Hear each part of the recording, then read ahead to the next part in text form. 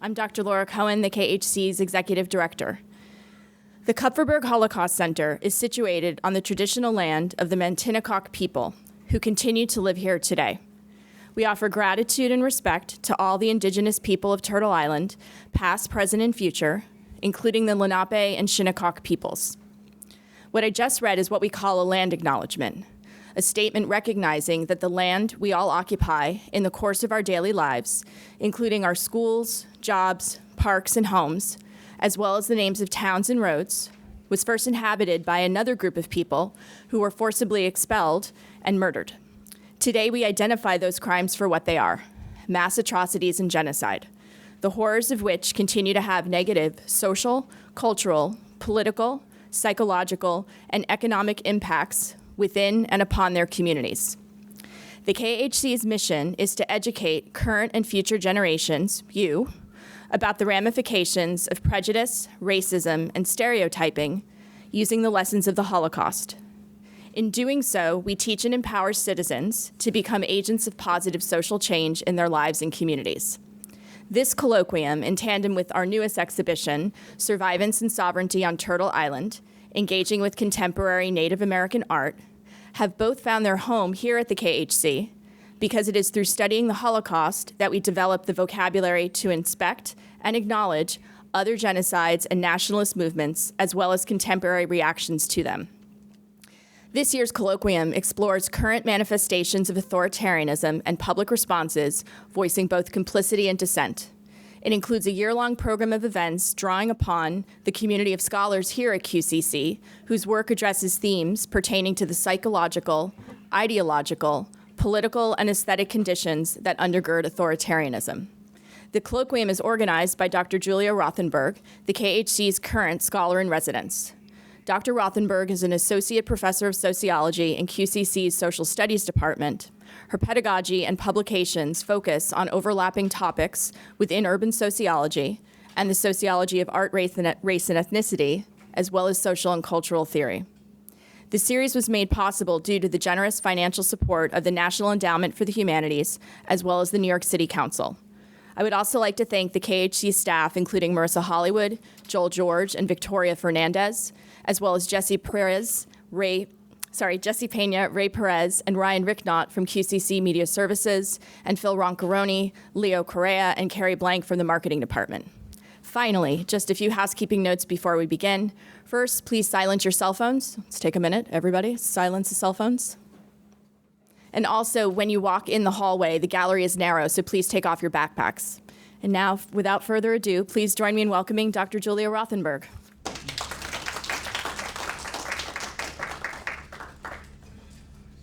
Thank you, Laura, and thank you, everybody, for coming to the first in our series of events. We're going to begin our series with two really wonderful speakers, first of whom is Adam Leudtke, who is an associate professor of political science here at QCC. His 2017 book, Migration and the Crisis of the Modern Nation State, is co-edited with Frank Jacobs and analyzes the politics of immigration in the modern world. His talk is going to focus on recent developments in comparative politics in Europe and their relation to past phases of populist authoritarianism. So he's kind of setting up the themes of the talks to come during the series. And he will be followed by Belinda Cooper, who is an adjunct professor at NYU's Global Affairs Program and Columbia University's Institute for the Study of Human Rights, where she teaches courses on international human rights law and women's rights and war crimes and prosecution. Her experiences included working with East German dissidents before the fall of communism, assisting the lawyers for a German Guantanamo detainee, organizing a project on memorialization of the past in Turkey, and researching and co-authoring reports on domestic violence in Tanzania, Armenia, and Uzbekistan.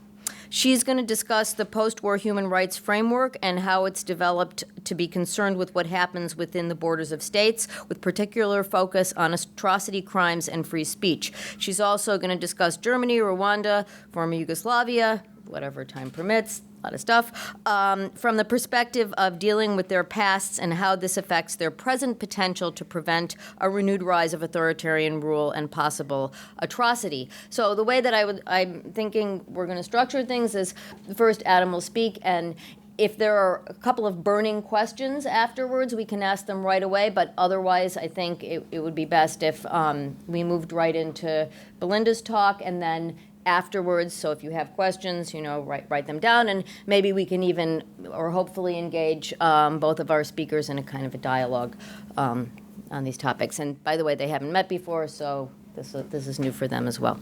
So thank you, Adam. Let's welcome Adam Leudtke. I initially thought I went over to Science 111 because that's where past events have been, and I was happy because that's a room I teach in every week, and I thought I'd be less nervous, but this is a better venue, and it's okay. I'm nervous about a lot of things these days, including democracy and the fate of our country, other countries, and a lot of that nervousness has to do with the factors I'm going to talk about in terms of the rise of populism, and I'm mostly going to focus on Europe, which is really what my research and my expertise is on. As you can see, oh, is that your feed? Sorry.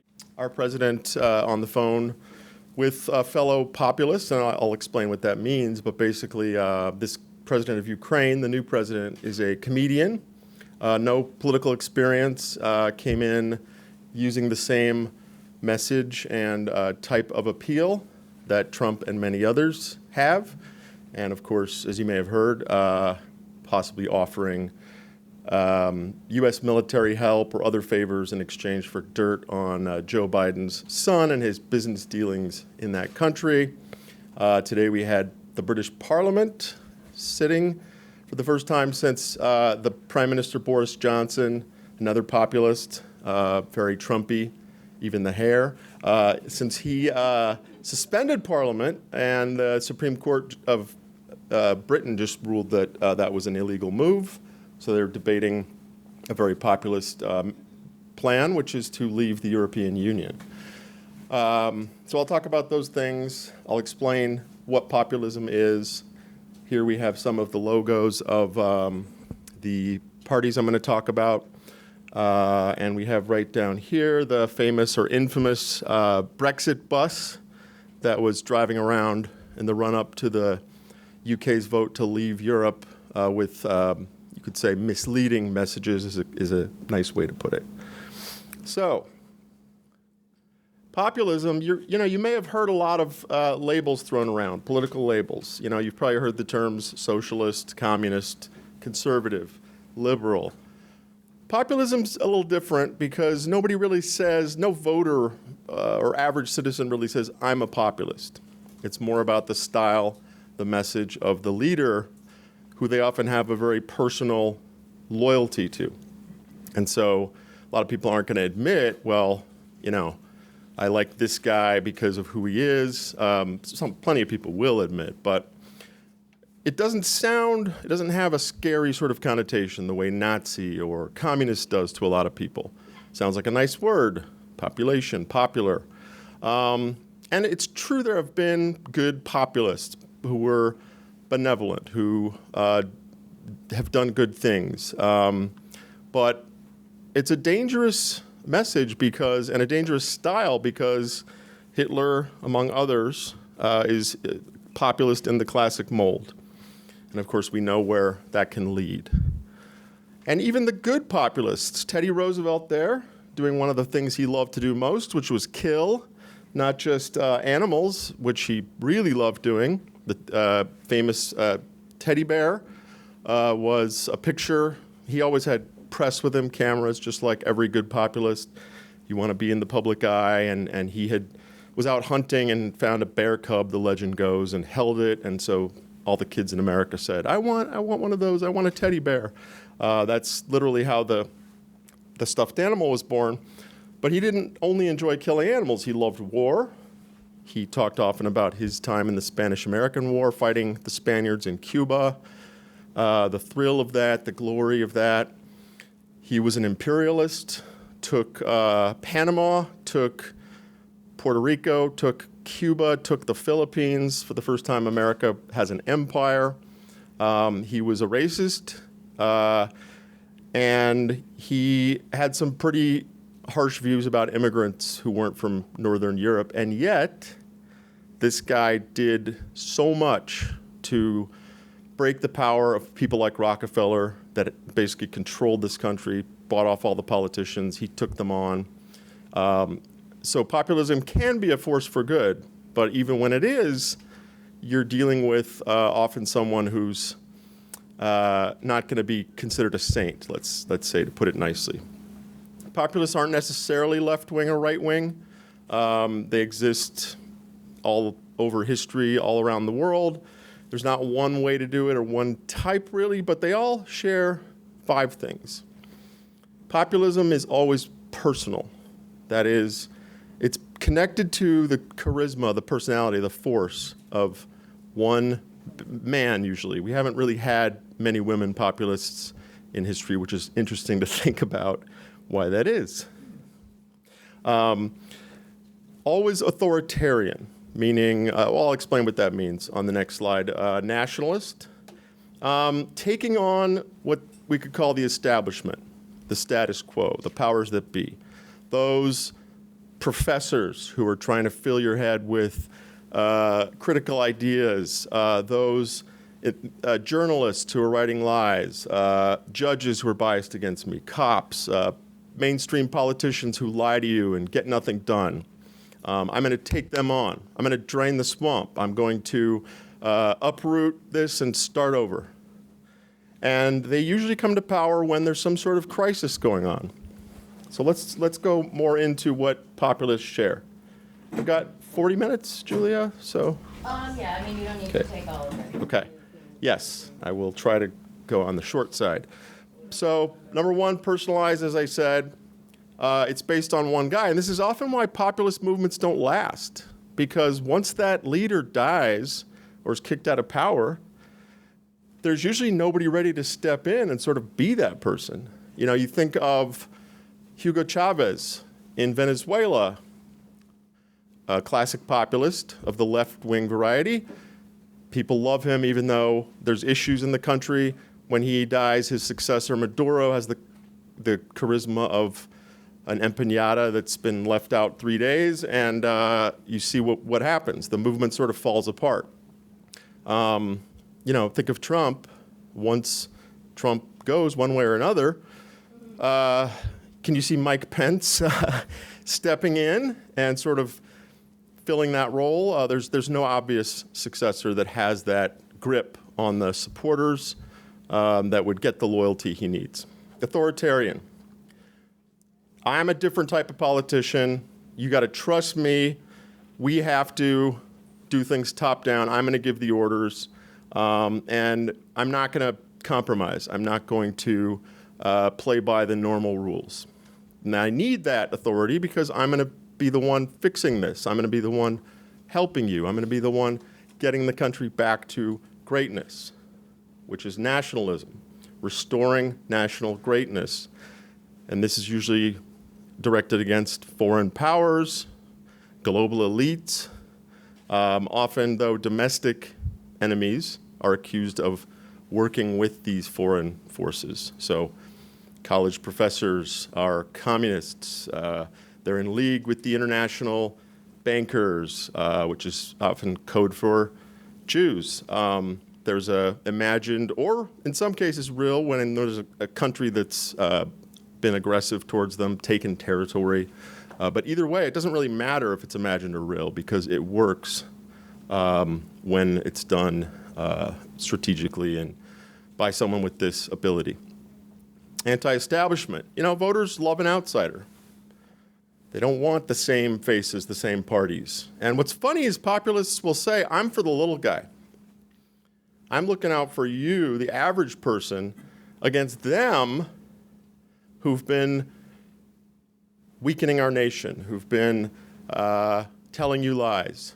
I'm going to be on your side, even though what's funny is they often come right out of the wealthy, the elites, the military, they're already part of the status quo, but they also want to play the outsider role. And it works really well. And all of this often isn't enough because really they only really succeed when the country's already having some sort of a crisis, whether it's a crisis that's in people's perception or whether it's an actual war, losing a war, or an economic depression. Things have to get bad for people to consider this type of a change. And populists thrive off the fears that happen in these type of situations. As I said, there's left-wing, right-wing populists, but let's go a little deeper than that. Let's not just stick with the simplistic left-right. I'm going to stay with me here because before you think about the boxes or the labels, let's just imagine a x-axis, left, right. This is how we measure a government or a voter's position on the economy. On the right, if you're right-wing economically, you would say get the government out of the economy. Let the free market work. Let private businesses, private companies pay their workers what they want. Move jobs where they want. Pay fewer taxes. Put less rules on what they can do. That's the right. The left would be get the government involved in the economy. Raise taxes on the rich. Make more rules telling companies what they can and can't do. So that's left-right. But let's imagine a second axis, a y-axis, and this would be not economic issues, but social issues. At the top, we would say authoritarian. On social issues, this would mean I'm going to crack down on homosexuality, which is a big platform of Brazil's current president, a populist, Jair Bolsonaro. I'm going to crack down on drugs, like the populist running the Philippines, Rodrigo Duterte, who advocates killing drug dealers without bothering with a trial and stuff like that. I'm going to crack down on social behavior, bad behavior. That's the upper side. Lower side, liberal, we'll leave you alone. You want to smoke weed, you want to be gay and get married, that's fine. Not our job, not the government's job. So all of us as voters can be placed in one of these boxes and, sometimes more towards the center, sometimes more towards the extreme. You could say this was the Republican Party before Donald Trump. This would be people that just want the government to do nothing, leave me alone to make money and to live my life how I want. The classic left liberal would be in the US, the Democrats, or most commonly socialist or social democratic parties. So up here would be our populists. Almost all of them are somewhere in here in this corner of the grid because they want more government in both issues. They're going to say the government should get involved in economics. So in Trump's case, cracking down on free trade. I'm going to tell companies that they can't do business with China without paying these costs. I'm going to spend more on, I was going to say infrastructure, but that keeps getting put off. But generally, a populist would say, I want the government to be bigger and doing more, whether it has to do with cracking down on your social behavior or stepping in and regulating the economy. And when there's a crisis, this often really works. It appeals to voters who are scared, who are nervous, and who think the country's out of control or under threat. And they are anti-establishment. They do say, don't trust the elites, don't trust the politicians, I'm your guy.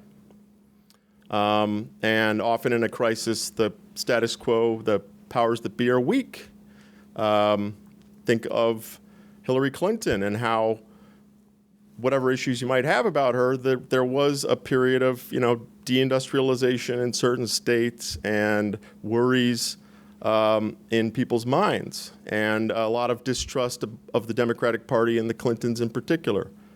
So that is good ground for populists to come in. But realistically, they need some of those powerful forces to be on their side. So when Hitler came in, the army, the aristocrats, the capitalists, the church didn't like this guy, but they said, well, people seem to like him. Maybe we can use him. And often, whether it's Republicans in the US or conservatives in Germany, they think, I don't like this guy, I don't like his style or his ideas, but he seems to be the man the voters want right now, and so maybe we can work with him. And sometimes that works, often it doesn't, as a lot of Republicans are finding out who don't like Trump and are quitting politics, for now anyway. So sometimes you have to start a new political party. In a system like ours, it works better to just capture an existing party, push it in a new direction, and sort of purge it. Okay, I'm going to get to some visuals and more interesting stuff. Sorry for all the text. But one last summary quickly before I move on to the European countries. There's many labels for the parties you may have heard about in Europe, the new authoritarian populist parties. Sometimes they're called the far right, the radical right. And they have different platforms, elements. Some are all about anti-Islam. Some are more about let's restore our national greatness. But whatever platforms they have, they all do share those 5 things I mentioned earlier. They're under the control of one person who has charisma and who followers are intensely loyal to. They're authoritarian. They don't want to go by the regular rules of the game, judges, etc. They're nationalist. They don't like the European Union. They don't like the United Nations. They don't like the idea of global international law, as our next speaker will talk about. Populists are very hostile to this idea that some foreigner or some international group is going to tell our country what to do. Anti-establishment, these are new parties, challenger parties, outsider parties, and often they happen during a crisis. Again, it doesn't matter if the crisis is real, it's what the voters believe, like the refugee crisis, where more than 1 million refugees came to Europe from conflict zones in Africa and the Middle East and sort of overwhelmed the voters' feelings of security. Or economic crisis, deindustrialization, the things you've heard about here, jobs being automated or outsourced, the middle class losing its standard of living. You're willing to take a gamble on a populist if you're feeling like we were at this place before, but now things are getting bad. Some European populists get their motivation from a past, like in Germany, like in Italy, like in France, as a colonial empire, or fascist or Nazi roots. Some are more against globalists, whether that's free trade or the sort of rule of experts, international experts who are telling you the planet is heating up, we're all going to die. Oh, don't believe them. That's just lies. Usually, immigrants, refugees, minorities are part of this. And for some of these parties, it's specifically Muslims that is the threat and that is the motivating issue for them to gain power. So I'm going to just finish up, and I could take a few questions, as Julia said, if you don't want to wait. I'm going to go through 3 types of European parties. These are countries with populist movements that are strong and get a lot of support, but have never yet won power nationally. gone into government nationally. I say nationally because in some cases, both of these parties have won elections for mayors and things like that. But they've never been part of the national government yet. Let's start with the country I know best, France. Their far-right anti-immigrant party was called the National Front, La Front National, founded by that lady's dad, Jean-Marie Le Pen, and that's the current leader, his daughter, Marine Le Pen. He had a more traditional platform of France never should have given up its empire. We are a great nation that is now weakened by others telling us what to do. And his daughter really tried to modernize by getting, for instance, members who were immigrants to say, no, we're not about the past, we're not about the Catholic Church or something like that. We're about just making France work for everybody. So it's a very much more tame-sounding message than her dad. They had to change the name of National Front to National Rally when they lost a hate speech case. A lot of European countries don't have protections for speech as strong as the First Amendment here. So there are laws, for instance, in Germany, you can actually get arrested for saying the Holocaust didn't happen. Same thing in France. There are certain types of speech that are illegal. They were found to be violating that, and so they just changed the name of the party. So that's the National Rally in France. Germany is a trickier one because, as you can imagine, Germans have seen this before. If not literally, then they know their own country's history. So the far right hasn't had much success till recently, and they've had to be very careful, but they've found a good issue that makes people forget, well, these are the same things that were being said about Jews, and that is Islam. You notice here, I don't speak German, so I'm pretty sure I know what that, but you could see what's going on there even if you don't see the words. It's a lady in a burqa, and that's their main focus, is Germany's becoming Islamicized. We're being taken over. What's that? I think women's freedom isn't. Women's freedom, there you go. So we're not anti-Islam. It's not that we hate Muslims. We're for women's rights, right, and they're not. So they're very clever at framing the message in a way that's appealing. Second category, populist movements that have actually been in power, but right now are shut out, but have in the past been part of the national government. I don't have time to go into how in a parliamentary system, unlike our system, often you have a government that's made up of several parties in a coalition. But none of these parties has alone had a ruling majority, but in each case, there's been other parties of the right, usually, that work with them, form a government. Italy, and actually all four of these countries, the populist right-wing party was in power in three of the cases until recently this year, in one case since 2017. Let's start with the biggest country, Italy. The Northern League started as a party that said, let's separate Northern Italy and make it a separate country, because there's a saying among Italians of the North, a very racist saying, really. They say, Africa begins at Rome, meaning basically to them, Southern Italy is a third world country, and Northern Italy being much wealthier.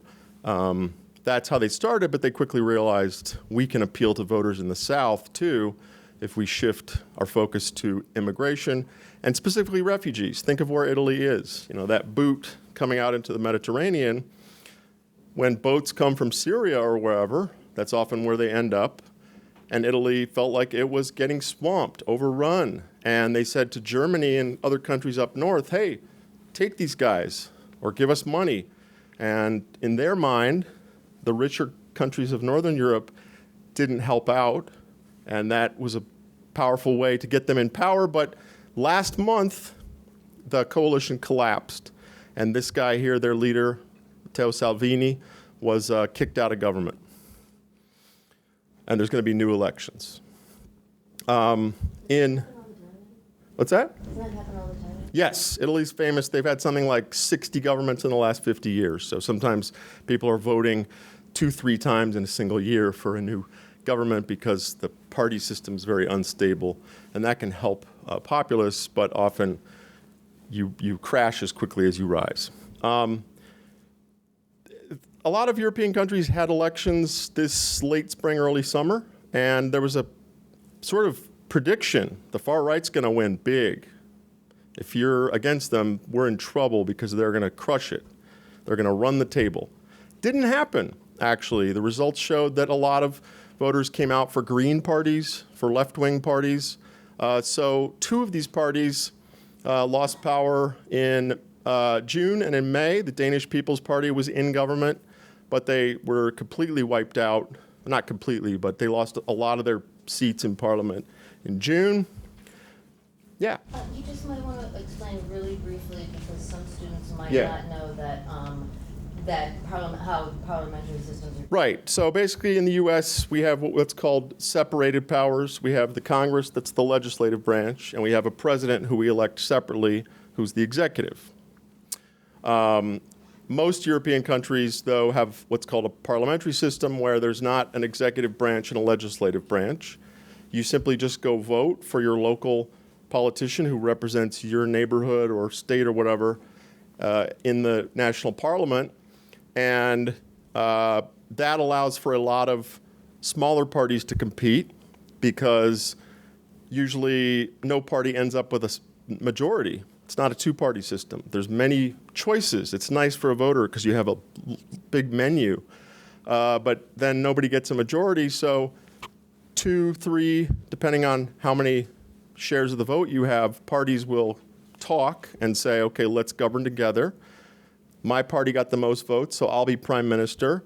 Your party came in second, so we'll give your people the job of defense minister, other important jobs in the executive. So it's a different way to do government because the executive is coming out of the legislature. The prime minister, the leader of the country, is also just an elected guy from a district somewhere, like a representative here would be. This is interesting. Got another Russia link here.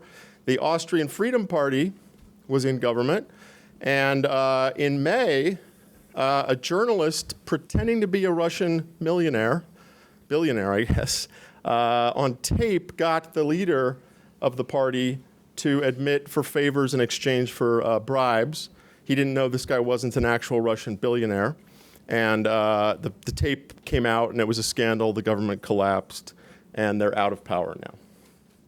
Okay, just to finish up, these are the ones who are currently in power. I'm going to start with Switzerland so we can end with our close friend and ally, the UK, and Brexit. Switzerland, not going to say much about it, but the far right does very well there on anti-Islam, anti-immigration mostly. The People's Party is actually the largest party in the parliament. They have the most seats, the most votes, but because it's a coalition government of right-wing parties, they only get 2 out of 7 seats, but that still means they get a lot of power in terms of what's going to happen in the country. The UK, this is an interesting one. It's different because it didn't start with a person or a party.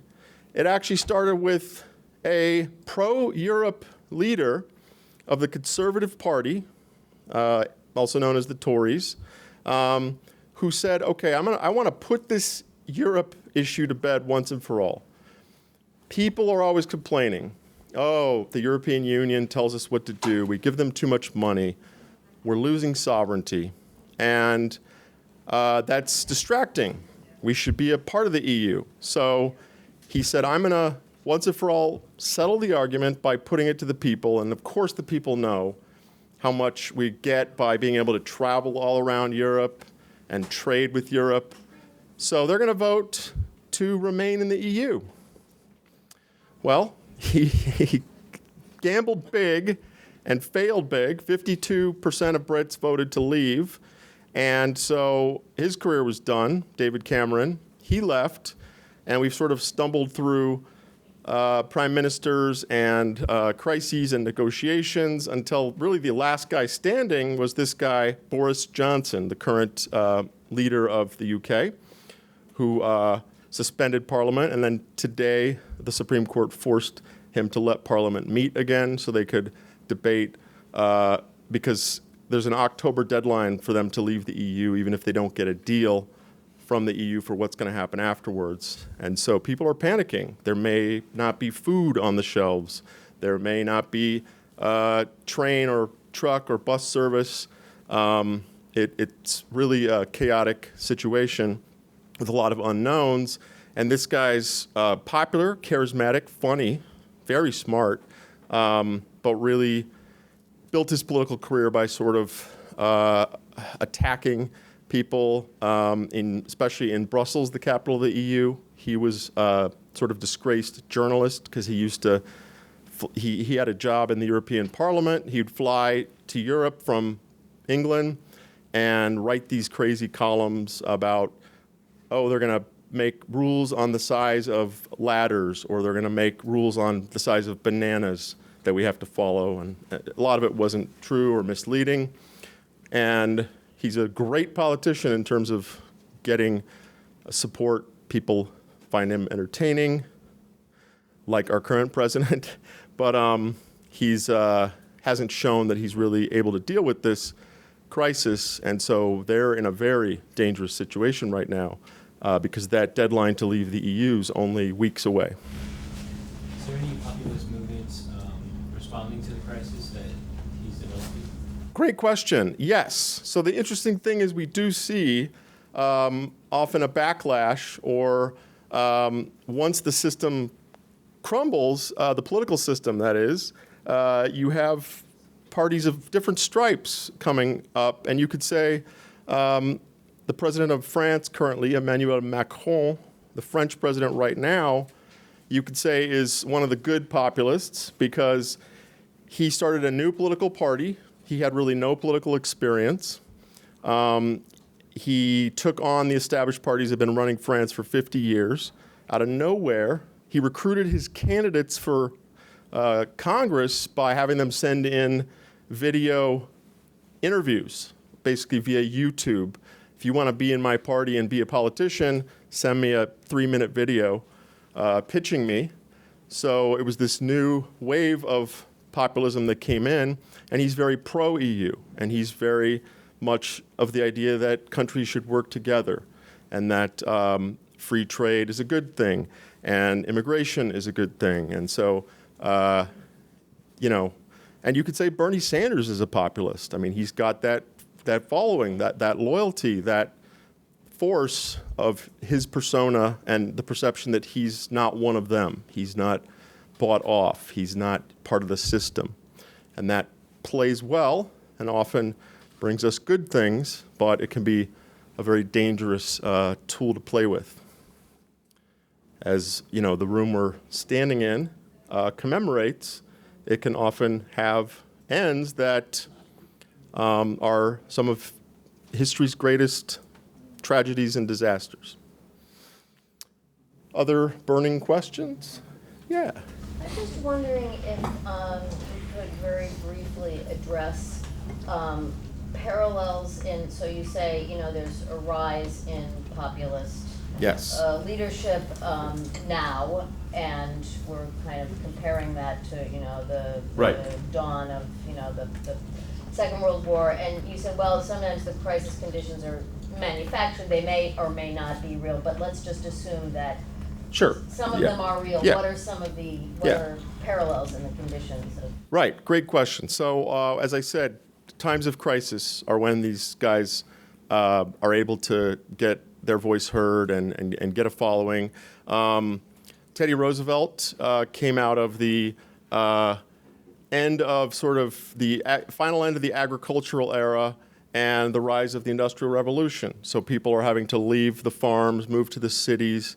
Conditions in the cities are bad. There's no laws protecting factory workers. There's no minimum wage. There's no law against child labor. Pollution everywhere. No rules on what can be in the food. society's in transition and people are scared and don't know what's happening. We have to go to the city and get a job. We've been living on this farm for generations. Populists appeal to that because they bring a sense of, I'm going to make things all right. I know you're scared, but stick with me. We'll get it done. Then we have an even bigger wave, the Great Depression of the 30s coming after the First World War. And of course, the 1930s, the worst economic disaster in modern times, combined with the punishments put against Germany after they lost World War I. The hyperinflation is a classic case where Germans had to, in some cases, push a wheelbarrow full of money just to buy groceries because the currency was so worthless. This is fertile ground for populists. This is when they can say, I know you're scared, but I've got the answer. Don't worry, I'm gonna restore law and order and make us great again. So what's going on now? Why the populism now? It's the same. It's a change from an industrial economy where people have good paying jobs, making things, mostly. That's the middle class ticket, right, for most people. But those jobs are going away, and we're seeing a growing income gap, just like in Teddy's time. And the middle class is shrinking, and the rich are accumulating more. And you have a lot of people underemployed, afraid of their jobs, and there's automation, Amazon and driverless cars, and people. It's a time of huge change, which is very scary for people. And then it's easy to say, well, it's the Jews, or it's the immigrants, or it's the bankers, or the globalists. So the waves of populism come with these transitions, I call them crises because that's how the voters usually feel. When something big is changing in the economy or the conditions of the country in terms of losing a war or something like that, or a bunch of refugees coming from a war somewhere else. Other? Yeah. I don't think you really need a real crisis today with social media. It can be manufactured. Absolutely. And if I had time, I was going to get into that, but I'm so glad you raised that point because the key, right, is the relationship between the leader and the supporters, and that depends on the means of communication. Teddy Roosevelt didn't have Twitter. He didn't even have radio. He needed photographers to come with him, and he had them everywhere. I kind of feel like him right now, he would go hunting and there's photographers. He was the first president to ride in a car. There's photographers. First president to ride in an airplane, etc. His fifth cousin Franklin was lucky enough to have the radio because Franklin wasn't quite as charismatic, but Americans could hear him speak, and that was very reassuring. But yes, nowadays with, say, Twitter, you don't need a team of photographers or a national broadcast. You could just be on your phone at 3 a.m, and boom. And that's obviously a huge advantage. And to people who say, well, it's a disadvantage because he tweets these crazy things and people don't like that, but it gets us talking about them. It shifts the conversation. And if there's one thing populists hate, it's being ignored.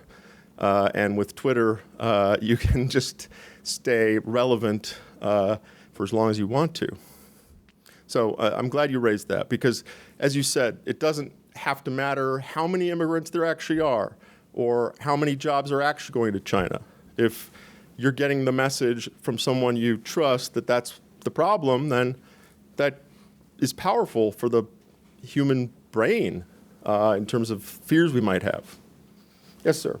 When you started, you said that very few women have ever gone to that kind of position, authoritarian populism. Absolutely. I'm thinking of one exception. Oh, good. Would you say Edith Ferrand, for instance? Yes, definitely. That's. I was thinking Margaret Thatcher to a degree. Perhaps Dilma Rousseff in Brazil, but she often, like Evita Peron, they followed, if not a spouse, a political mentor who was a man, and they're sort of carrying that on, but with a unique personality like Eva or Evita had. So, there is an element of a woman can take what a guy before her did and take it further and be even more beloved by the people. So it is a great point. And it's interesting to think about, is it, to what degree is it sexism or different leadership styles? But yes, there have been examples. Benazir Bhutto in Pakistan to some degree, although the current guy running Pakistan, Imran Khan, former cricket player and playboy with no political experience, is a even more classic example of a populist. I was going to say one more thing about that, and then I'm going to use my authoritarian power to move us along. But one thing I was thinking about, the first of all, there have been many fewer women leaders, so. Right, so we have a much smaller sample size. The other part of the populist style is, as you sort of suggested, is this kind of paternalism. Mm-hmm. Like this kind of, which, it is fundamentally patriarchal because, the idea is, I'm going to take, Daddy's going to take control and fix the problem. Absolutely. And in fact, people sometimes joke that the Democrats are the mommy party because they're going to take care of you, give you health care, et cetera. The Republicans are the daddy party because they're going to, be tough, whatever that means, on whatever issue. So it's a useful analogy, I think. And I think, yes, part of the appeal of populists is that there is very much the need for that strong sort of father figure. We can't deny that that's an element of what's going on. Yeah. Okay, so I know that you're talking about European populists, correct? But what would you say about, like, the United States populists? Because I heard you mention Joe Budden and such. So is there any possibility? I mean, I think, yes. To answer your question, short answer, yes. I think that Trump is a classic populist. He's different from a lot of these others in many ways, but he shares a lot of the elements of it's his personal style that matters.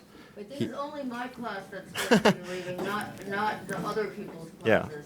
You're encouraged to stay. For extra credit or whatever the assignment is from your professors, only Sochi 125 students have the green light. Just saying. So I think we should. I think we can save some other questions for the end when we have both presentations. Mm-hmm. And we should. Thank you very much, Adam. Thank you. And just to finish up on your question, I think on the left, Bernie, and you could say maybe Marianne Williamson are people that would be more in the populist mold, speaking of a female populist. Ocasio-Cortez, I was thinking presidential candidates, but she's a great example too. Yeah, not yet. She's not old enough. 6 more years, and AOC can run for president. So, Belinda, you're not using slides, right? So I guess we'll bring the lights up, and we're going old school. Old school.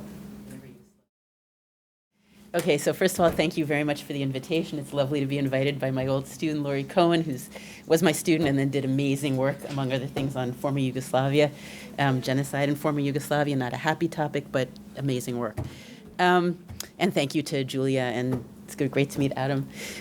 So what I wanted to do was sort of pull this towards my interests and to sort of relate the topic to my interests. The first part, I'll talk about the rise of the human rights framework after World War II, which really was a direct response to authoritarian populism, Nazism, and to some extent Stalinism.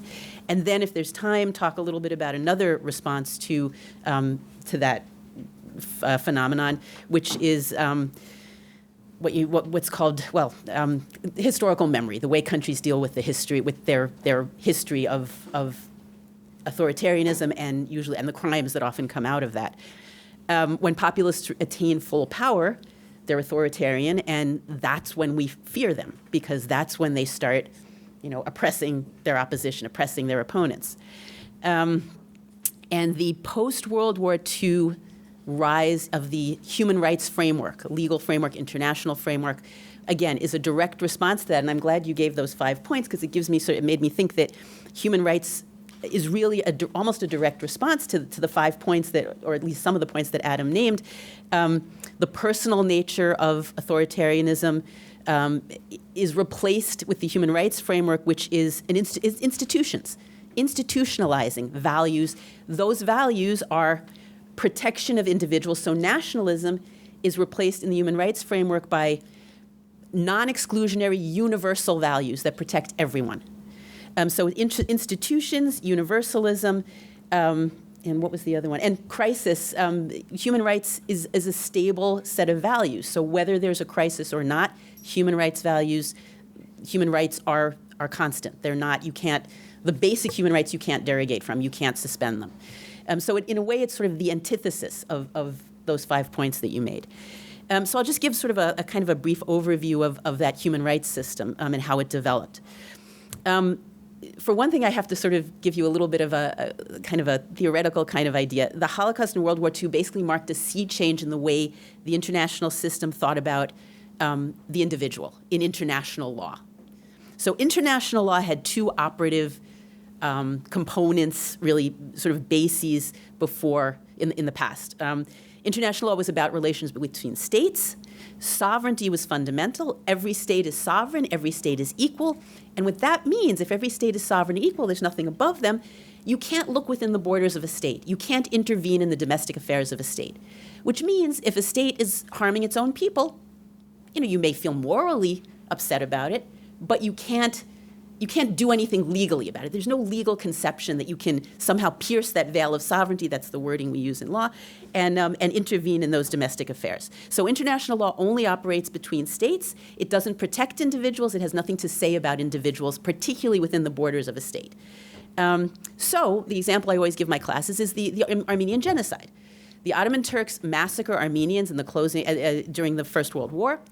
Massacre their Armenian citizens in what's now considered a genocide. And the whole world knows about this. It's not a secret. People are really upset about it. This is where you get, kids being told, eat your dinner because the Armenians are starving. Everybody knows, everybody's outraged. But there's no conception legally. There's no way states could intervene if they wanted, but legally there was no concept that made that sort of an international legal right of states or something that had international legal foundation. There just wasn't a way to sort of conceptualize it. And that's what changed after the Second World War. In fact, even after the Second World, after the First World War, there was some pressure on Turkey to hold trials, but they were abortive, they didn't really last, and they were short-lived. So nothing really happened after the First World War. World War II really changed things, particularly, and starting with the Nuremberg Tribunal, which I'm sure you all know about. But you may not know sort of what kind of effect it had. And by the way, we're talking about the Anglo-Americans, Johnson and Trump and all this sort of populism. The United States and Britain were the catalysts of this post-World War II human rights development. It was a universal development. It was across cultures. Many people participated. But the United States and Britain were really so much the catalysts of it, which sort of makes today's situation particularly sad. So at Nuremberg was a tribunal organized by the Allied powers, Britain, France, the United States, the Soviet Union, which made it rather flawed in some ways, which is something you can ask questions about. But what it did was the Allied nations tried Nazi leaders. They tried Nazi leaders in an international court under international law. This is brand new. This is revolutionary. The idea that you can set up an international tribunal, use some conception of international law, war crimes, crimes against humanity, and at the time, crimes against peace. Genocide wasn't a concept, wasn't yet an idea. And try the leaders of countries for things they did as the leaders of their countries under international law in a way that is essentially saying we are protecting your citizens. It wasn't quite as simple at the time. They didn't quite frame it that way, but that was essentially what came out of it. We were protecting, international law is protecting citizens of countries against their leaders and trying their leaders as individuals, not as representatives of their country. International law, remember I said, is about countries' relationships, treaties about trade, about, relations on the high seas, whatever. No, this is international law trying people for crimes and executing them or putting them in jail. This is new. So I sort of always have to sort of emphasize what a huge revolution this is. Because my students are, and most, people are generally, who are younger, generally don't remember that there was a time when leaders weren't being, maybe not put on trial, but indicted by international tribunals. That didn't happen 40 years ago, 30 years ago. So, at Nuremberg, these criminal defendants were hanged or jailed for war crimes, crimes against humanity, crimes against peace. And there was a lot of discussion about the retroactivity question. Were these crimes when these people committed them? If they weren't actually defined as crimes, can you try people for that? That's sort of a basic principle. You don't try people for things that weren't crimes when they committed them. All these discussions. That is not what we remember about Nuremberg. What we remember is what I was talking about. So all of these concepts, are new after the war. And the Holocaust also crystallized the idea of genocide. Raphael Lemkin is the name usually associated with that. He was a Polish Jewish refugee and a lawyer who really pushed created the idea of genocide as a concept, as a legal concept, lobbied for the Genocide Convention. And Lemkin was inspired by both the Armenian genocide and the Holocaust. He was one of the architects of the Armenian genocide. Talat Pasha was assassinated in Berlin in 1921 by a survivor of the genocide. And Lemkin is said to have remarked on the fact that the assassin could be tried of a single person. Assassin of a single person was tried for his crime. He didn't get much of a sentence because people knew sort of why. It was clear why he had done it and so forth. And Talat Pasha was not, obviously an architect of the genocide. But the people responsible for the murder of hundreds and thousands went free for lack of a legal framework, for lack of a legal concept. So you have, one murder is a crime, hundreds of thousands of murders are not. So Lemkin worked to create this part of this framework. He coined the word genocide and again drafted and lobbied for the Genocide Convention, which went into force in 1951. So again, institutionalizing this framework of rights and protections for individuals under international law. Post-war period also sees the creation of the UN, which is primarily a collective security body, but with provisions requiring or talking about support for human rights. And UN, every state is a member of, so this idea of support for human rights applies to everyone. And the adoption of by the UN General Assembly of the Universal Declaration of Human Rights, which was a very ambitious project of distilling down universally shared human rights principles. There were people from many different cultures who participated in drafting this document. Eleanor Roosevelt is the name often associated with it, so women's rights were also part of it. So these are human rights principles that would apply to every human being everywhere. So again, institutionalizing rather than based on the charisma of a dictator, but institutions that will sort of remain, and have power. And universal principles. And these were followed by two binding treaties, the International Convention on Civil and Political Rights, the International Convention on Economic, Social, and Cultural Rights, binding treaties that, again, sort of flesh out these basic rights.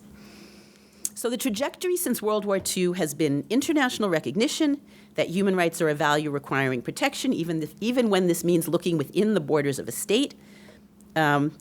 And for major atrocities, this goes further. There's been discussions of the idea of humanitarian intervention, whether states, usually with the UN's authorization, can actually intervene to stop atrocity crimes. And this is all, again, with a legal basis, not just, because we morally are opposed to it, but that there's some legal framework within you can do this. Nuremberg's more recent successors, the International Tribunals for Yugoslavia and Rwanda, and the International Criminal Court, the Permanent Court, have prosecuted leaders of countries for atrocity crimes. And no one today would argue that these are domestic acts that international law can't touch. I shouldn't say no one would argue it. There are still countries, China talks about sovereignty. There are countries that won't sign, many countries that won't sign on to the ICC statute because they don't believe this. But I don't think there's certainly no lawyer today, no international lawyer who would say, and really it would be hard as a human being to say, state is committing genocide, we have nothing to say about that. They might quibble about how we should deal with it, how we should approach it, but really the idea that these are of interest to the entire world, that the entire international community wants to have something to say about it, wants to do something about it, and that there's some legal way of dealing with it. That's not really in dispute anymore. There's even been a concept of universal jurisdiction, so-called, that's developed that allows any state to try people accused of atrocities in certain limited circumstances, even if those people and the crime had no relationship to that state.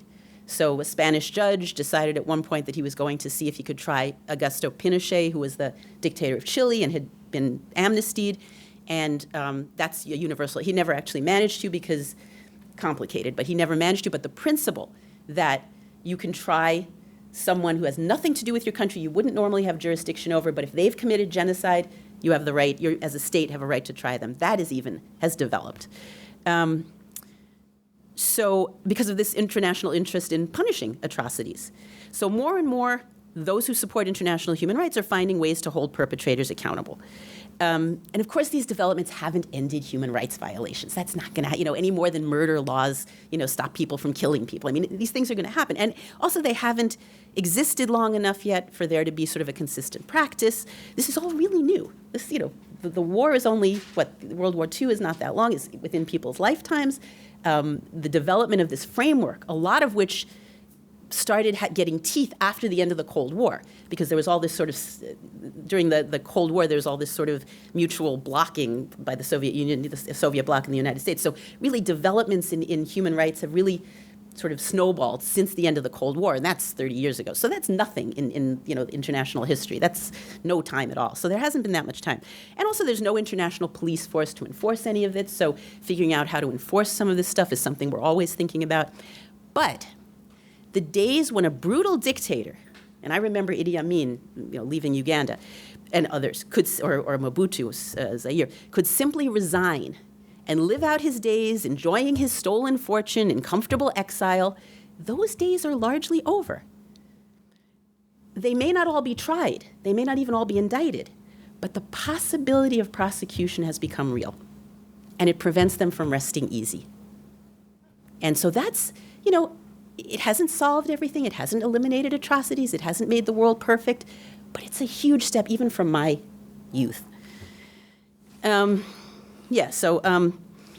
I'll just, It's interesting that you mentioned the Nuremberg trials, because with the good that they do in establishing the precedent of trying leaders, there's also a considerable amount of hypocrisy. The fact is, I know this for a fact, that the French committed atrocities, some which were as bad as the Nazis or worse, and yet because they were the victors, they were not tried for it. They brought in black cannibal troops who ate German prisoners. I think that was propaganda, actually. I think that was propaganda.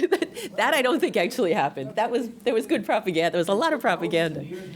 Yeah, that I'm a little skeptical of. But that propaganda. But you're absolutely right. Of course, the Soviet Union. I mean, they weren't their hands weren't clean. Oh my God, nothing that the Soviet Union did was considered at the trial. The United States, Hiroshima, possibly a war crime.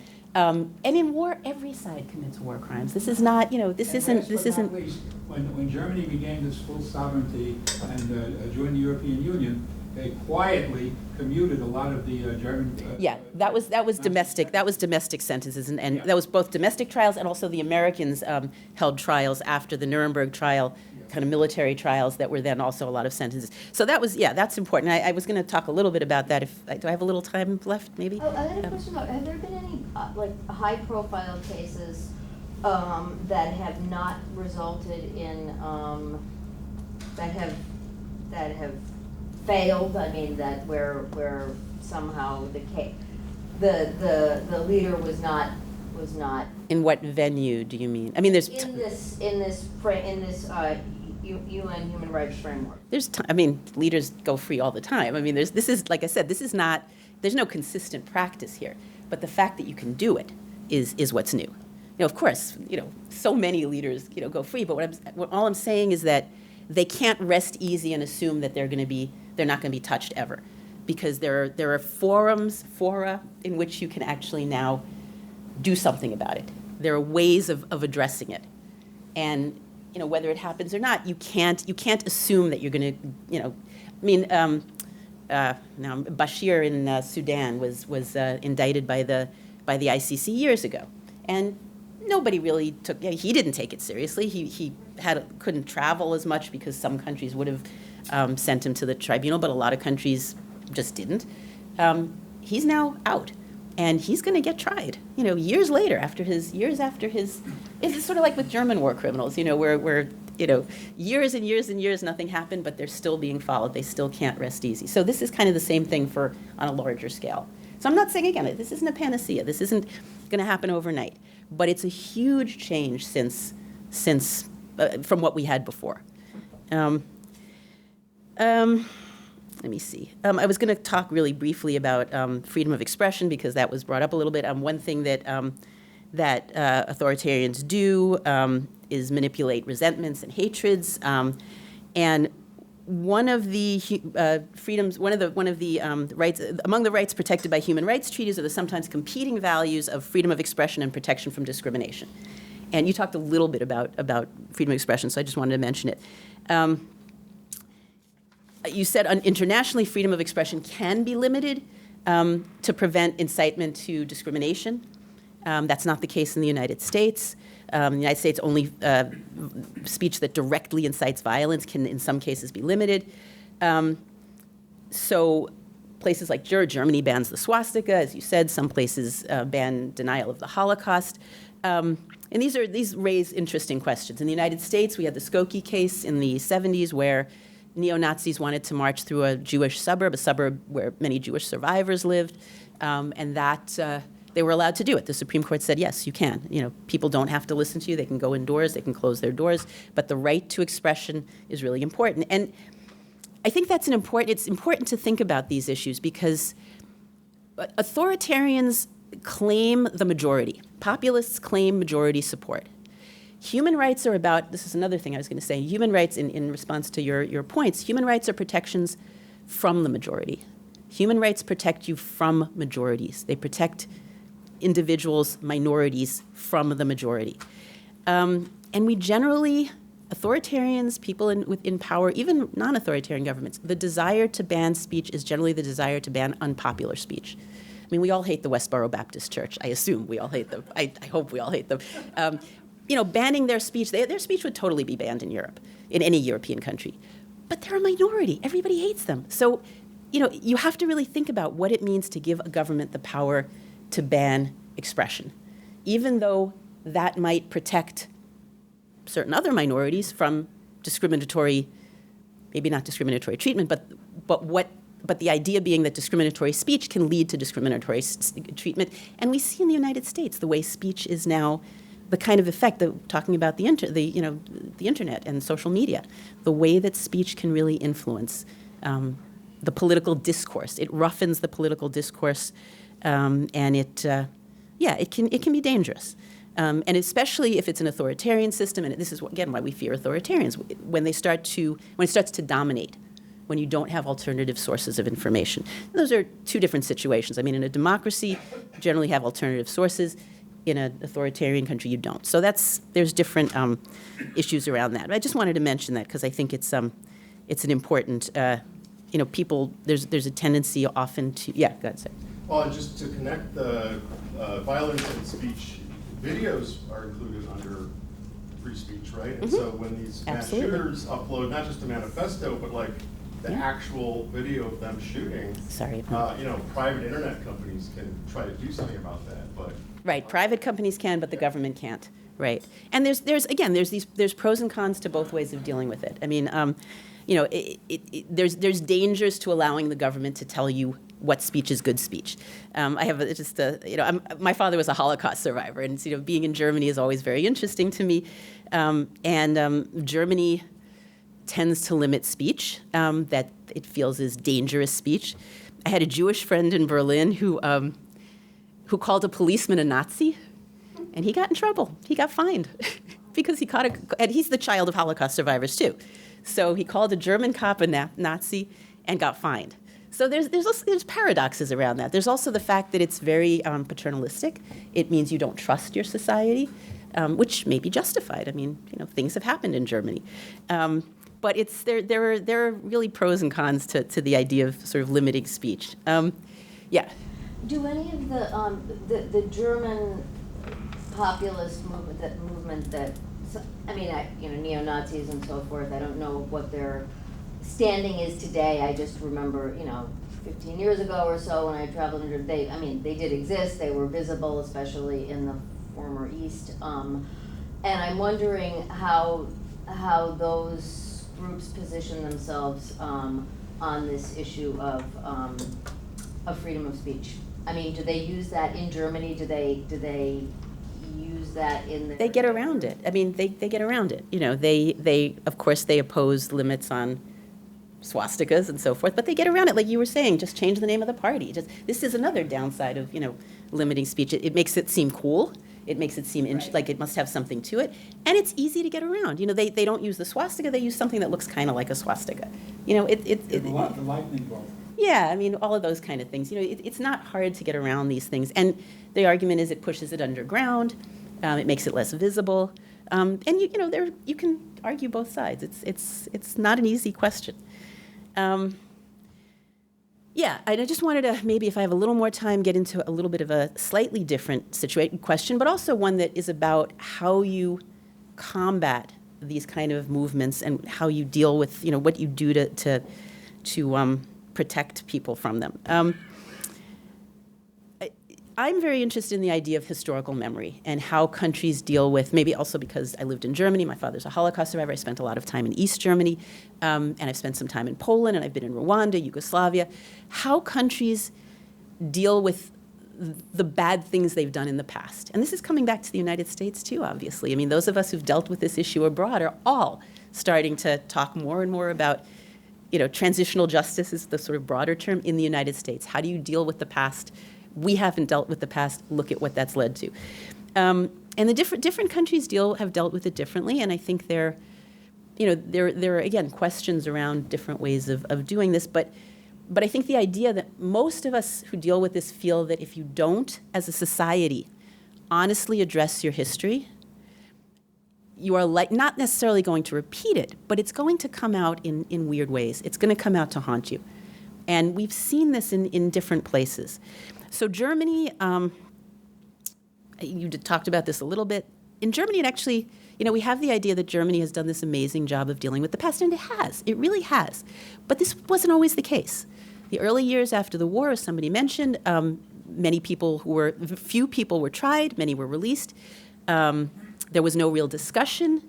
They didn't like Nuremberg. For years, the German legal system didn't recognize the Nuremberg judgment because of the retroactivity issue, because they felt it was using law that didn't exist at the time. They didn't denazify. My dad lived in Germany for 5 years after the war, after he got out of concentration camp. And he always said in 1947, when the Cold War began, he realized that the United States was not going to be putting any pressure on Germany anymore because they wanted Germany on their side during the Cold War. And so denazification basically ended.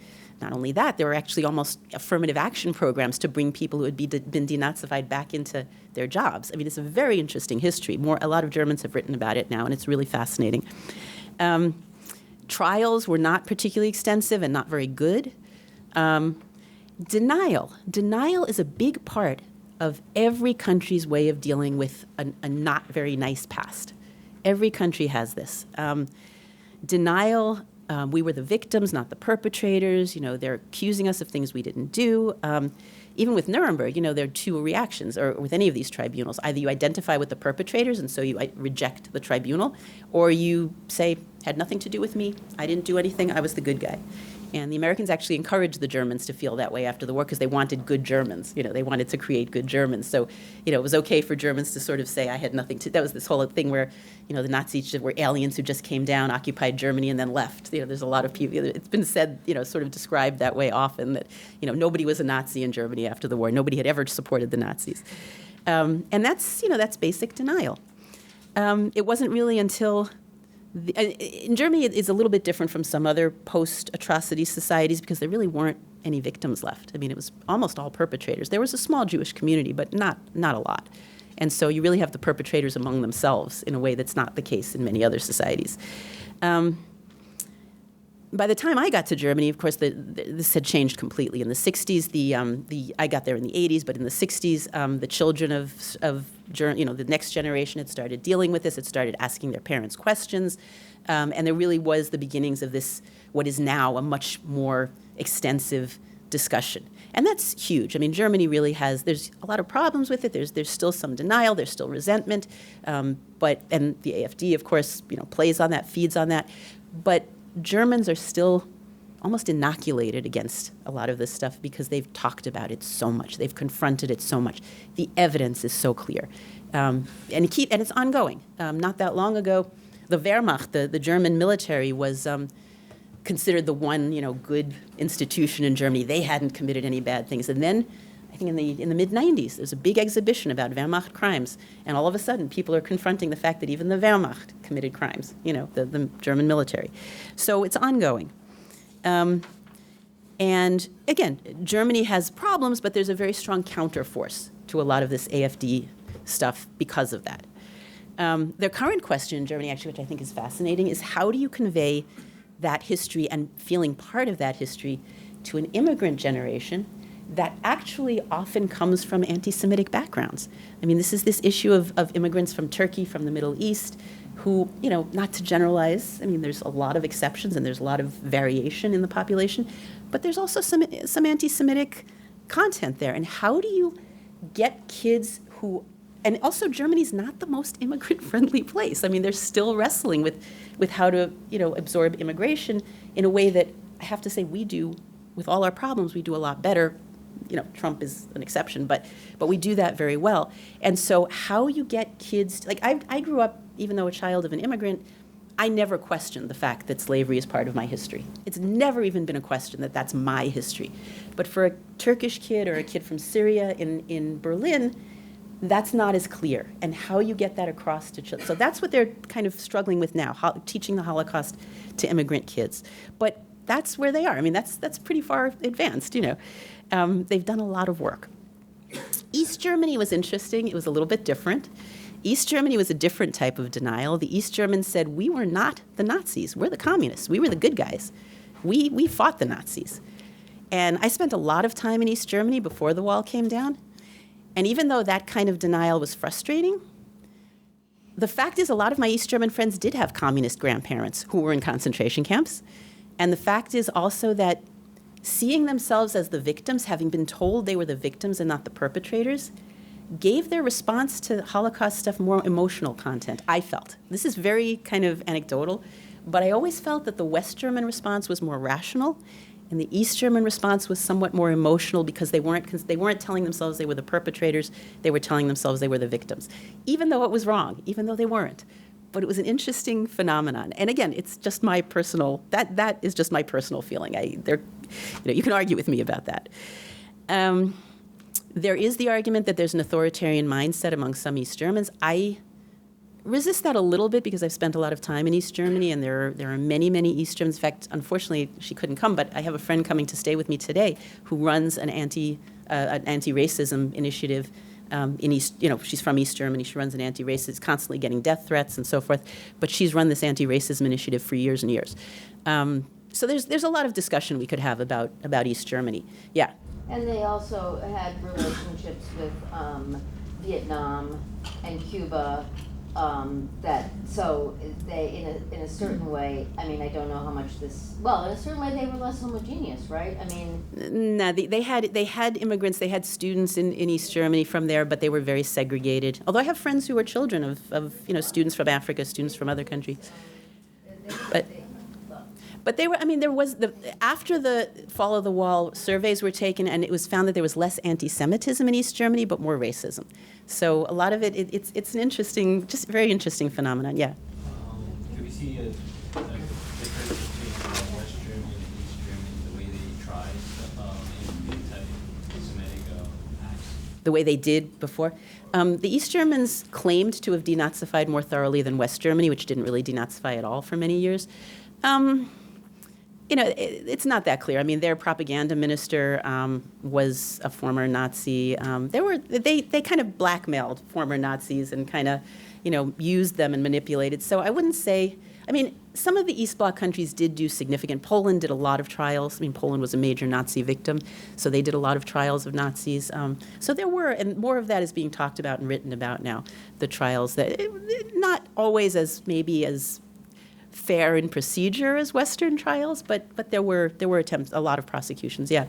I grew up in Austria during the Nazi era. Oh man. I'm a Holocaust survivor, although I was never in a concentration camp.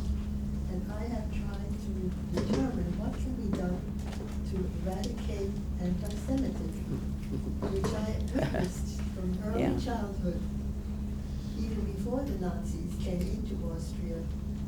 And I have sort of come to a conclusion. One of them is the education that we're getting right here.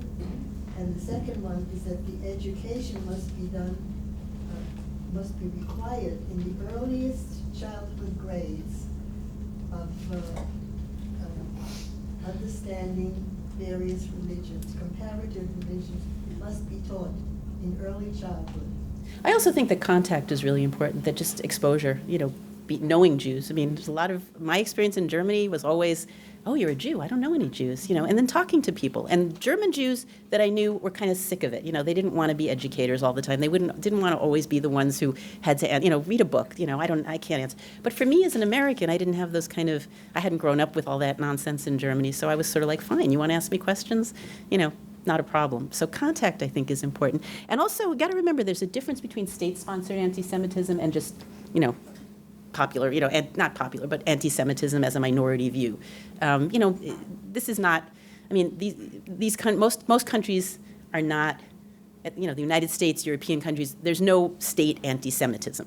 There may be views that you may not like, that you may feel are anti-Semitic, whether they question Israel, that kind of thing, but there's no state-sponsored anti-Semitism. And that really makes the difference. That's the difference between what we had in World War II and now, or even before the war. When my dad was growing up in Poland, there were actually anti-Semitic laws. So there's a difference there. Yeah.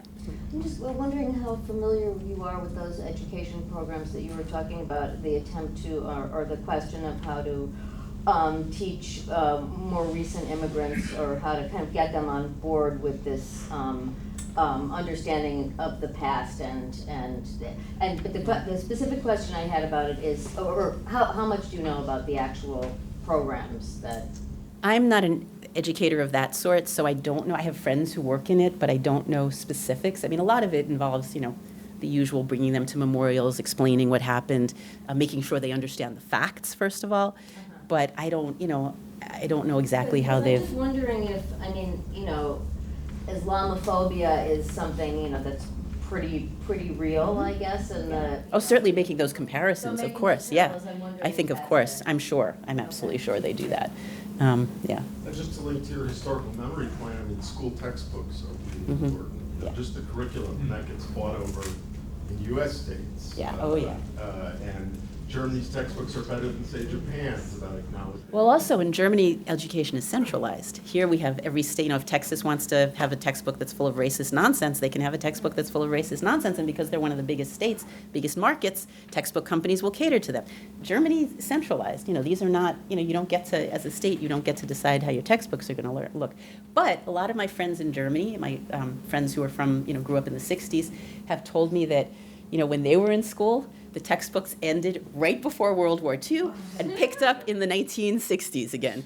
They're like, we didn't really learn this stuff. Yeah. You say that the education here is like Texas has one textbook and New York has another, but right they now, can decide what, yeah.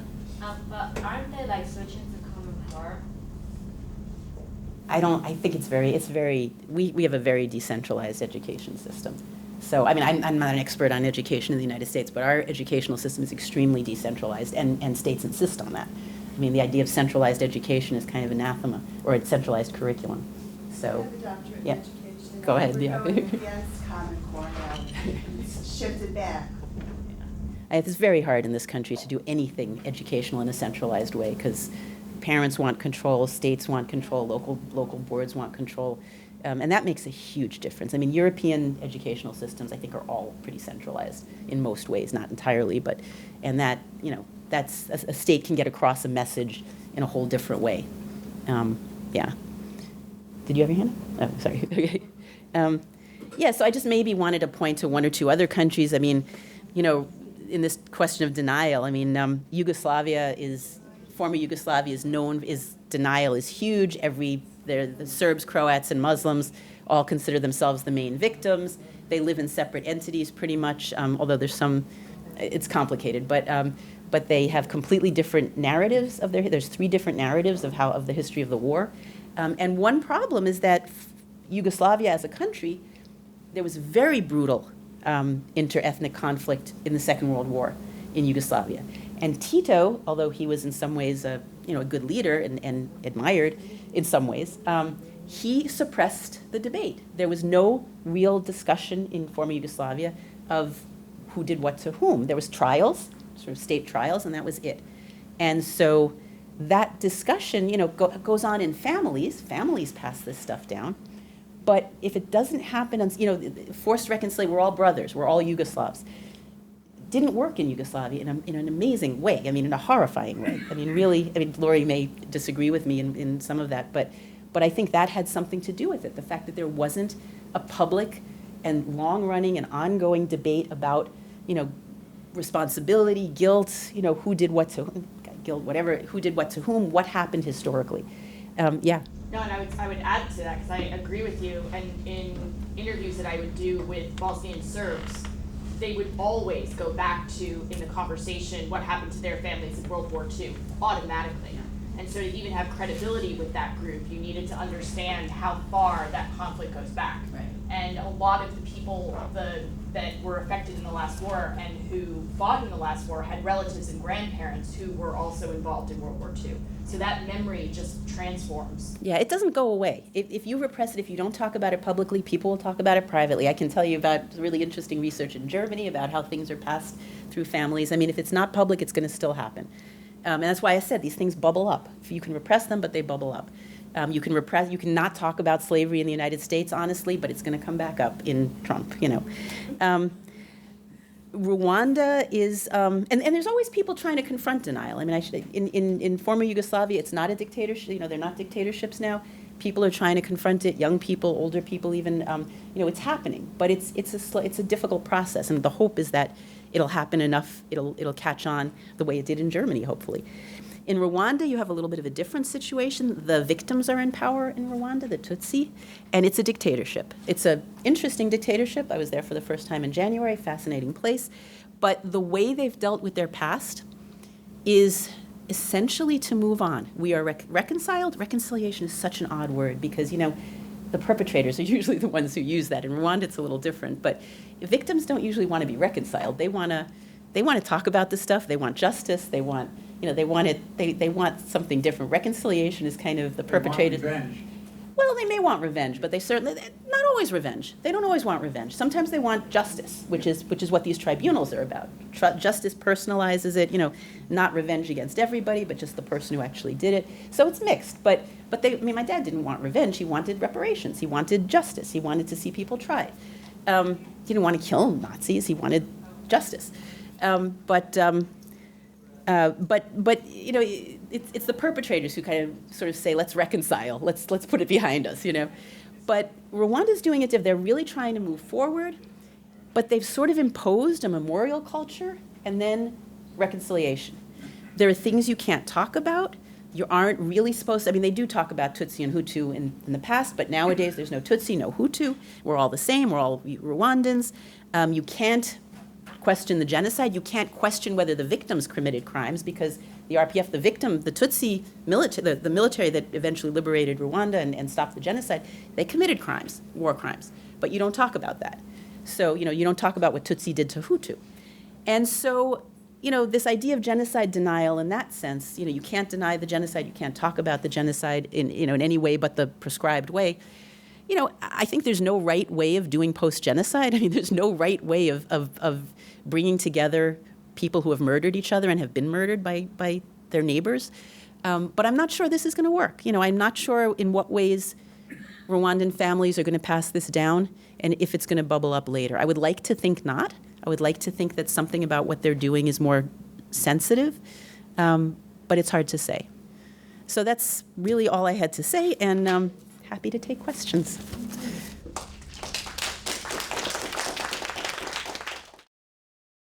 So in the Central African country of Rwanda that Belinda was talking about, where 1 million people were killed it's basically a record for the most people killed in the shortest amount of time.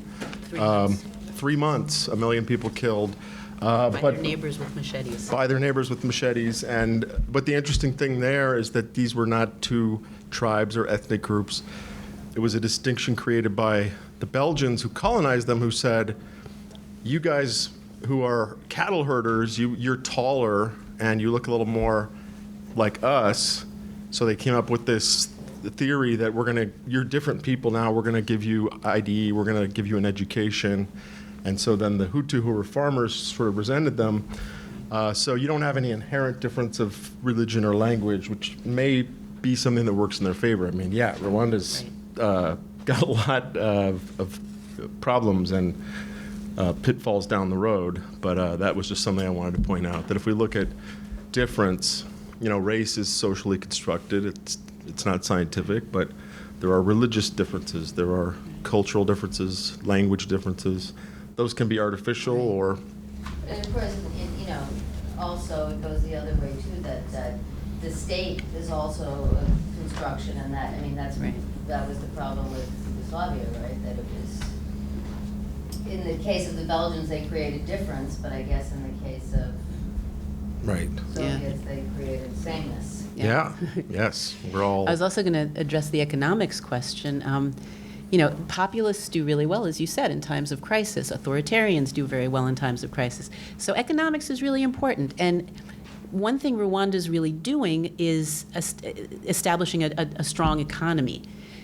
Whereas former Yugoslavia, the economy is in terrible shape. Bosnia is in horrible shape. Germany also, after the war, because of the Marshall Plan and other reasons, developed a very strong economy. When you have a strong economy, you're less susceptible to to authoritarian infiltration, and you have more of a cushion to talk about some of these things. You're not just worrying about survival. So that's an issue as well.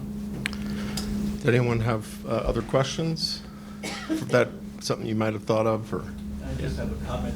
You were talking about Germany, how they did a better job of dealing with the past. I think one of the other issues was that Konrad Adenauer and Ben-Gurion developed a good relationship, and in the beginning, Germany helped, to a certain extent, put Israel on its feet. They gave with the individual reparations, but also they gave economic help, significant economic help to Israel in its early years. Even though there were demonstrations in Israel, the initial railway system in Israel were German trains, and of course, who were the Jews? They vowed never to ride on trains built in Germany. And of course, Ben-Gurion had enough credibility to overcome, that obstacle. So the Zim lines had ships built, in Germany, and the trains, and Volkswagen was the most popular car. The Beetle model was the most popular car in Israel in the earlier years. Germany still has a good relationship with Israel because they see it as the... Right, there's this moral Right. necessity to defend Israel when other European countries are not so friendly to Israel. So I think that helped. That helped also. Mm-hmm. There's somebody, the lady behind you. The young lady who grew up in Austria, I have a very negative view of mankind.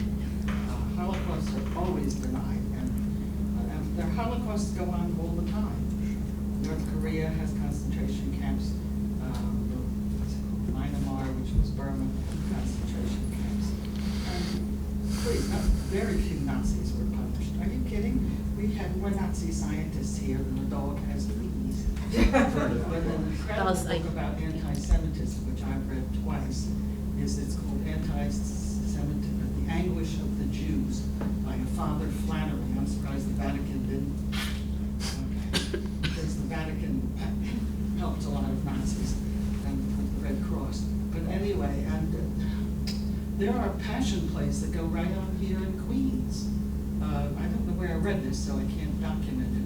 22% of Americans believe that the Holocaust never happened. There are little old ladies in Japan stand there with clipboards that the rape of Nanking never happened. Well, I would just say again, things don't. You can have all these universal principles, and I loved Eleanor Roosevelt. But it's better to have them than not to have them. You can do some good with them. You can do some good with them. You're not going to solve all the problems. Maybe 1% of the time they're effective. That well, I think it's more than 1%. But the people who are helped are helped. I'm not going to. I'm not going to. Yeah, of course, it's an uphill struggle. Anything. Civil rights is an uphill struggle. Women's rights is an uphill struggle. We don't have full women's rights yet. We don't have full civil rights. It's all an uphill struggle. But you don't give up because of that. sometimes it goes downhill, but you don't give up because of that. You don't say, oh, it's not going to work, and kind of throw up your hands. You have to do something. And I think we've done, a significant amount, given the history of the world, I mean, we've done a lot. Yeah. When it is said that very few Nazis are punished, I kind of find it agreeable because in a YouTube video I watched about Auschwitz, it says that 750 staff from Auschwitz were actually punished. Yeah, there were Auschwitz. I don't know about 750, but there was a major Auschwitz trial in Germany. So there was, and that was later on. That was after the, the post-war period. But after the immediate post-war period. Yeah, there were trials, sure, later on, and more as time went on. But not, in the the early, and that wasn't until the 60s. So, and the Eichmann trial really kind of catalyzed a lot as well in Israel. Israel captured Eichmann and tried him, and that was heard in Germany. And law students, I know law professors, who were law students at the time, really catalyzed their thinking about law, listening to the Eichmann trial and the Auschwitz trial. So, yeah. We were talking about Yugoslavia and Rwanda and how Yugoslavia seems somewhat stable by denying or by saying that they're unified as one, and Rwanda by saying that they won't talk about their past. How do we see different rises in populism in both countries? Would Yugoslavia have a rise, or would Rwanda Yugoslavia has, former Yugoslavia, in the different areas, there are populist leaders, actually, no question. Rwanda you can't because it's a dictatorship, basically, an authoritarian country right now. But you do see it in former Yugoslavia, and that's, it's a difficulty. Thank you. As Leudtke charismatic leader. Yes. Both benevolence. Could Yeah. she be considered a populist? That is a great question. She did come into my head because in many ways, she was obviously a staunch defender of Israel's sovereignty, right to exist, national defense. Public loved her. She didn't have the sort of, Israeli politics is interesting because you have a lot of parties and factions. She didn't have the sort of, you could blame it on technology, but she wasn't known for making big blustery speeches. A lot of her, why she was so effective was closed door stuff. She could get a lot done in meetings, but my Hebrew's not very good, but I don't think she's known for her rhetoric, which is often how these populists really fire people up. So I would just say, just because a leader's popular and charismatic doesn't make them a populist. Right. She wasn't anti-establishment. She wasn't authoritarian. Right. You do need those other factors, I think. Yeah. Were those did you come up with that typology? I did. I'm probably not the first to. Well, I don't know. Yeah, I just came up with that last night, actually. I like it. It's it's stuff I think about all the time. I'm sure. Not for those 5 categories. Some of the other stuff, like the typology of some populism in Europe comes out of fascist or colonial past and the difficulties of that, whereas others is about targeting one group, or globalists that is from a source that I love and reread, but this is my own work. My own work is on immigration in Europe, and the politics of immigration, and so I was really honored to do this for many reasons, but it also forced me to think more clearly about things I write about, and so thank you. Thank you. Do migrant children and migrant parents, do they carry both histories with them? Do they have to learn about the history that they're entering and the history that they came from? I think you kind of answered your question. Of course they. Yeah. That's a really interesting one, though, because as a scholar of immigration, I think about things like that. Like if we consider a Mexican who comes to Texas, the fact that Texas was Mexico until 1853. But as Belinda alluded to, this stuff gets filtered through families and what we're told by the schools, and a lot of people in America just don't want to think about history. So there's probably a lot of Mexican Americans out there that don't. I don't know, but I haven't seen research on this. But reckoning with the past is difficult, and I think for a migrant, it does put you in a tough space because you've got this heritage, this legacy, an immigrant parent who maybe you have to be translating for, but there's a culture where you respect your parents, so it's tough for the family, and then for the generations that are sort of trapped between those two different experiences. It's complex, but I think, yes, you've got to reckon with both.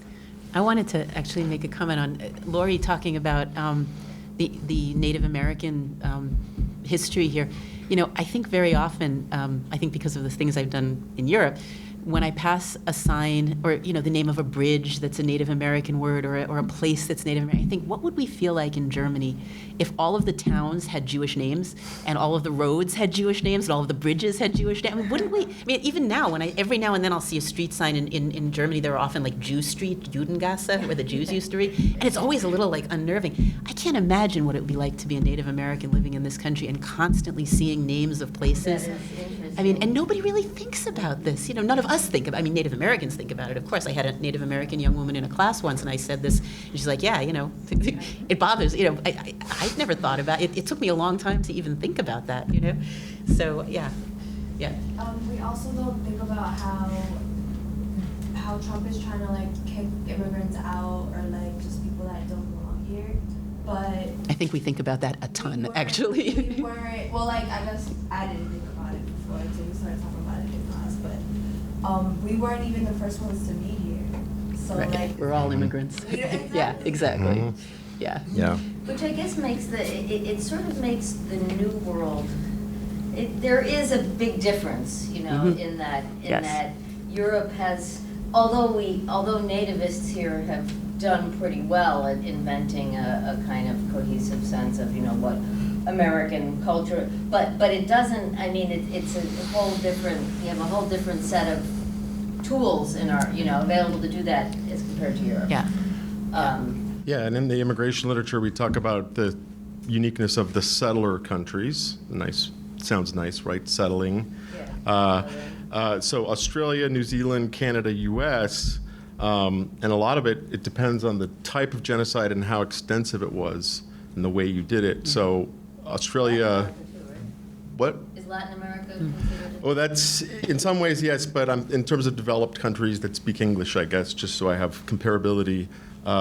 New Zealand made a deal with the indigenous leadership, so their culture continues to thrive and, relatively. Whereas in Australia, like the U.S., mass slaughter and reservations, second-class status. Canada is an interesting one because in some ways just as bad, but a lot more population survived, and because there's not many people living in Canada, they in many ways have more representation. And Canada's, I think, done a bit better to reckon with that past. I think both Canada and Australia have actually made efforts, apologies, reparations to some extent, in ways that we really still haven't done. But in this country, even immigrants manage to separate themselves. I mean, I've had amazing conversations with Trumpian friends who are Italian immigrants, or their grandparents were Italian immigrants, and they managed to tell me that they were legal immigrants, and these people are illegal. Of course, and these people are criminal. I'm like, well, mafia? What about the mafia? Do you remember your Italian immigrants bringing crime? I mean, there's no difference, and there was no legal immigration back then. As you know, I mean, it was if you got to Ellis Island, you got in. It's just all of these ways that we managed to, even in the United States with our huge immigrant, the fact that we're all immigrants, but we still managed to make those distinctions.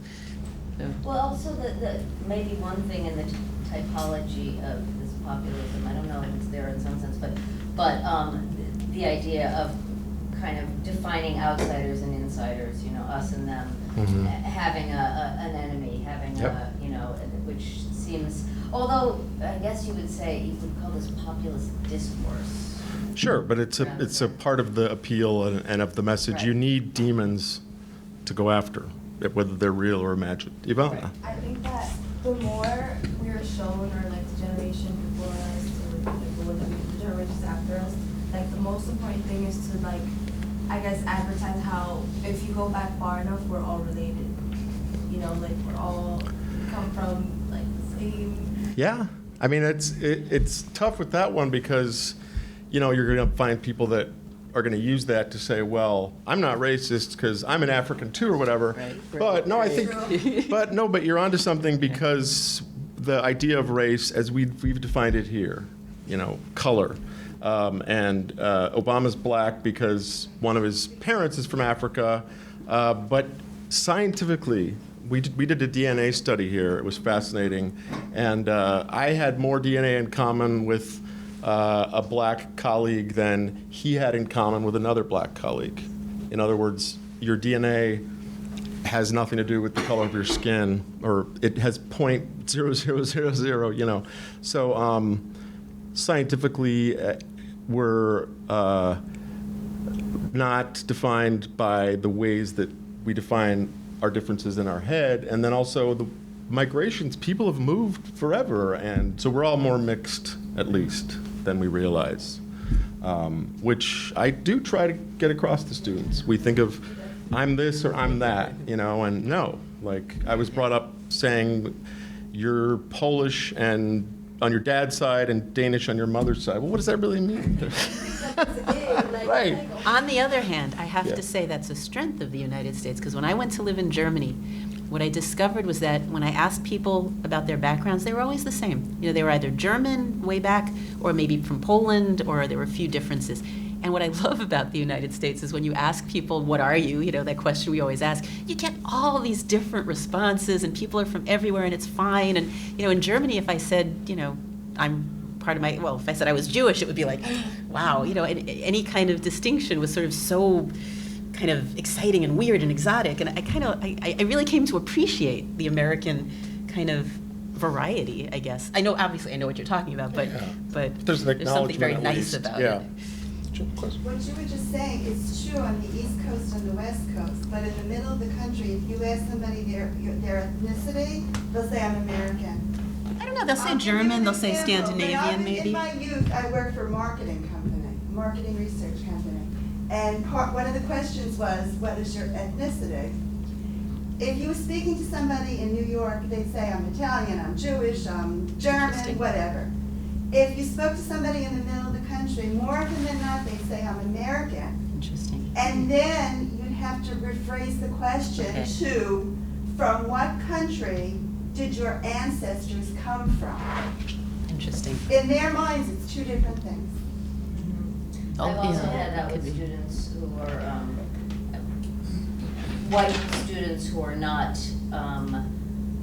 either, you know, Jewish or Italian, or are also much more Anglo-Americans, I guess. Is that what you would say? Anglo-Americans are much less likely to identify. Although when I lived out in Ohio for a few years, there were lots of German festivals and people who are like, yeah, this is my, you know, my ancestry or something. So there was some of that. We call that symbolic ethnicity in sociology. Okay.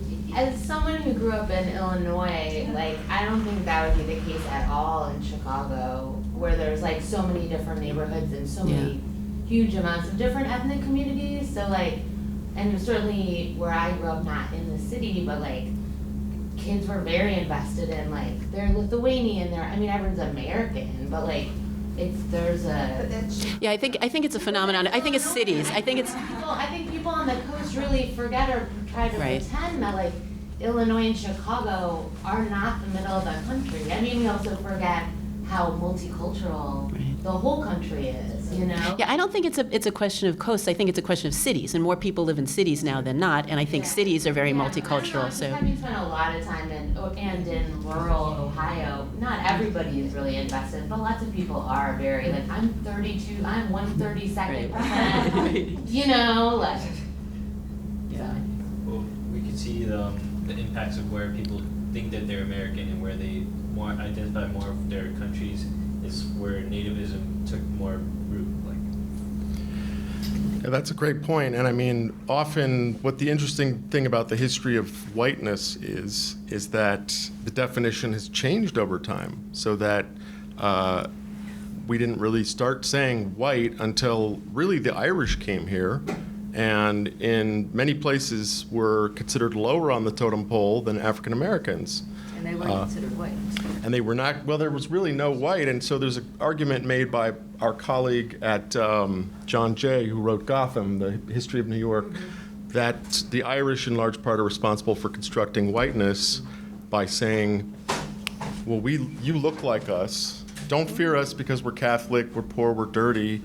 Look, we're both same color. Those guys, they're the problem.